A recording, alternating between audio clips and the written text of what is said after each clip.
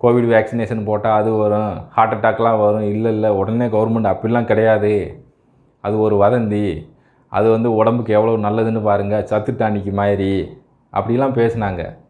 Doctor Vivek கூட அவருக்கும் Covid வேக்சினேஷனுக்கும் சம்மந்தமே இல்லைன்னு நிறையா படித்த டாக்டர்கள் தான் பேசுனாங்க. படித்தவங்க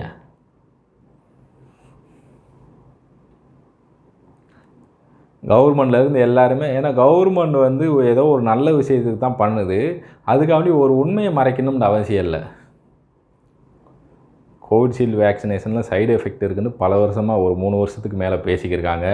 அந்த நிறுவனத்தோட ஓனரே வாய் திறந்து பேச மாட்டார், நானும் வேக்சினேஷன் போடலை அப்படின்னு ஒரு ஸ்டேட்மெண்ட்டும் கொடுத்துருந்தாரு. இப்போ பார்த்தீங்கன்னா இன்றைக்கி கவர்மெண்ட்லேருந்து எல்லாருமே ஏதோ ஒரு விதத்தில் கட்டாயப்படுத்தி எல்லாருமே ஊசி போட வச்சாங்க. கட்டாயம் இல்லைன்னு ஹைகோர்ட்